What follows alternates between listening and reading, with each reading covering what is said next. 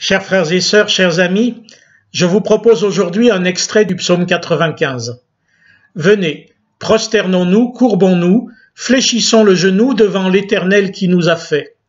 Car il est notre Dieu, et nous sommes le peuple de son pâturage, le troupeau que sa main conduit. Aujourd'hui, si vous entendez sa voix, n'endurcissez pas votre cœur. Nous autres protestants réformés, tels Mardochée dans le livre d'Esther, nous avons bien de la peine à plier le genou, à nous incliner devant plus grand que nous. Encore pour Mardochée, était-ce un refus de toute supériorité humaine, pensant ne devoir sa prosternation qu'à Dieu seul, car pour le dire de manière protestante, à Dieu seul la gloire. Mais parfois même cela, nous le négligeons, dans notre orgueil d'être nos propres maîtres. Nous pensons devoir en toute chose décider par nous-mêmes, librement. C'est le péché originel. Nous prétendons discerner seuls le bien et le mal et tenter de faire toujours le bon choix. Mais c'est illusoire. Notre psaume d'aujourd'hui fait retentir à la fois la louange et l'avertissement. La louange prédomine naturellement. L'avertissement n'a de sens que pour ceux qui savent qui est Dieu, qui savent ce que Dieu a fait et fait encore pour eux. Comment la Bible pourrait-elle avertir ceux qui ne la lisent pas? Non, c'est bien pour nous.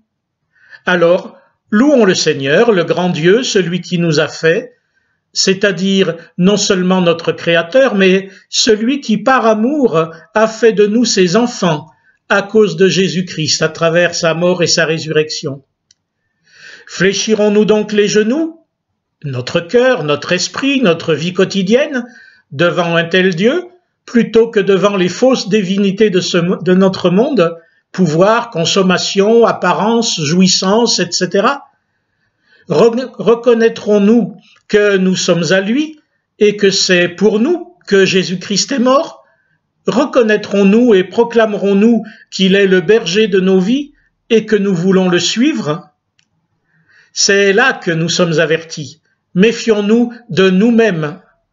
Enfants du Père, ne le prenons pas pour un associé avec qui négocier, ni pour un serviteur prêt à satisfaire nos désirs. Il n'est ni l'un ni l'autre. Il est notre Dieu, et notre bonheur dépend de lui. Le psaume nous le dit, « N'endurcissons pas notre cœur. Restons ouverts à la parole de Dieu, vivons devant lui comme ses enfants, et donc devant les autres comme des frères et sœurs. Nos idées sur Dieu et sur les autres ne comptent pas. C'est le regard de Dieu sur nous qui compte. Et c'est un regard d'amour, un regard de Père qui a tout donné. Que ce regard illumine donc votre semaine et toute votre vie.